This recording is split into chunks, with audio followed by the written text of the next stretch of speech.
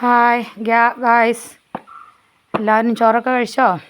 എന്താണ് സുഖമല്ലേ എല്ലാവർക്കും എൻ്റെ നമസ്കാരം.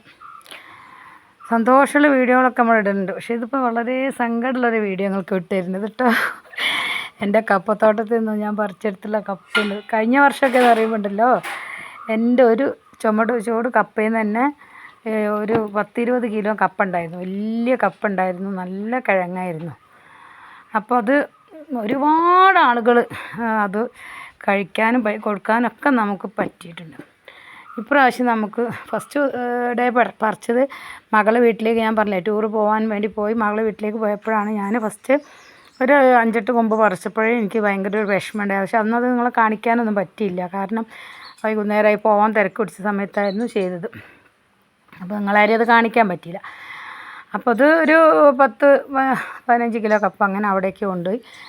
ഇതിപ്പം 10-13 ചുമട് കപ്പ പറിച്ചതാണ്. പക്ഷേ അതിൽ എന്താ പറയുക, വളരെ സങ്കടം, വളരെ മോശമാണ്. പിന്നെ ഈ പെരിച്ചാഴി എന്ന സംഭവം ഉണ്ടല്ലോ, പെരിച്ചാഴി എന്നാണ് ഞങ്ങളവിടെ പേര്. നിങ്ങളവിടെ എന്താ ഇത് കാണുന്നവർ എന്താ പറയുകയെന്ന് എനിക്കറിയില്ല. എലീൻ്റെ ഒരു വലിയ സാധനം ഉണ്ടല്ലോ കപ്പയൊക്കെ മാന്തി കഴിക്കണേ, ഇവിടെ അതിന് പെരിച്ചാഴി എന്നാണ് പറയുക. അത് പിന്നെ പകുതി കപ്പയും ആ സാധനം തിന്നിട്ടുണ്ട്. ബാക്കി കിട്ടിയതാണിത്, അവർ കഴിച്ചതിൻ്റെ ബാലൻസ് കിട്ടിയതാണിത്. ഒരു വല്ലാത്ത സങ്കടം. എൻ്റെ അത്രയും മണ്ണും വലിപ്പമുള്ള കപ്പകളായിരുന്നു കഴിഞ്ഞ പ്രാവശ്യം നമ്മൾ ഓരോ കൊമ്പിലും ഉണ്ടായിരുന്നത്. നന്നായിട്ടുണ്ടായിരുന്നു. കിൻഡൽ പൂളാന്ന് പറഞ്ഞിട്ടൊക്കെ ഇങ്ങനെ പറിച്ചെടുക്കാനൊക്കെ വളരെ ബുദ്ധിമുട്ടിലായിരുന്നു. എല്ലാവരും കൂടെ 5-6 ആൾ കൂടിയൊക്കെ കെട്ടി മറിഞ്ഞ് പറിച്ചുണ്ടാക്കിയിട്ടുണ്ടായിരുന്നത്.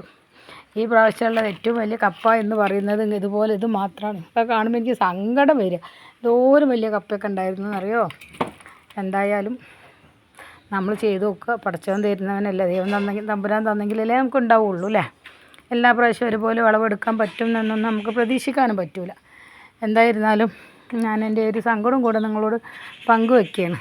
പിന്നെ പൊതുവേ ഞാൻ വിറ്റ് കാശാക്കാറില്ല, എല്ലാവർക്കും കഴിക്കാൻ കൊടുക്കാറാണ് പതിവ്. ആർക്കും ഇതുവരെ ഞാൻ കപ്പ കാശിന് വിറ്റിട്ടില്ല. ഞാൻ ഒരുപാട് വർഷങ്ങളായി തൊഴിലുറപ്പിലൂടെയൊക്കെ കപ്പ അങ്ങനെ പറമ്പൊക്കെ ഒന്നിച്ചെടുത്തിട്ട് കപ്പ നടും. പിന്നെ അതെല്ലാവരും കൂടി ആകുമ്പോൾ അവിടെ പഴയ എൻ്റെ വീടിൻ്റെ അടുത്തൊക്കെ ആകുമ്പോൾ നമ്മൾ വിറ്റിട്ടുണ്ട്. കാരണം 4-5 പറമ്പൊക്കെ കപ്പ ഉണ്ടാകുമായിരുന്നു. അപ്പോൾ അതൊക്കെ വെക്കുന്നു. എന്നാലും ഒരു പറമ്പിലത്തെ അവിടെ വെച്ചിട്ട് എല്ലാവർക്കും ഇതുപോലെ കൊടുക്കുമായിരുന്നു, കഴിക്കാൻ കൊടുക്കും. എന്തായാലും വല്ലാത്തൊരു സങ്കടം നിങ്ങളൊക്കെ അറിയിക്കാമെന്ന് വിചാരിച്ചിട്ട് ഞാനൊരു വീഡിയോ ഇട്ടതാണ്. ഇനിയും കുറച്ചും കൂടെ കപ്പ പറിക്കാനൊക്കെ ഉണ്ട്. എന്തായിരിക്കും അതിൻ്റെ അവസ്ഥ എന്ന് എനിക്ക് അറിഞ്ഞുകൂടാ. എന്തായാലും നിങ്ങളെല്ലാവരും പ്രാർത്ഥിക്കുക.